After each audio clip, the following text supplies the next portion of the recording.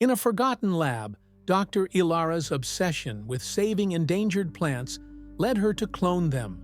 But the clones grew twisted, their roots writhing like serpents, whispering secrets of a world beyond. As the plants thrived, the ecosystem rebelled, animals mutated, and the air turned thick with dread. Ilara's reflection in the glass showed but her eyes, now green and leaf-veined. She realized the plants were not just saving the world, they were taking it back. Her screams echoed in the empty halls, swallowed by the growing forest. Like, comment, and subscribe for more chilling tales.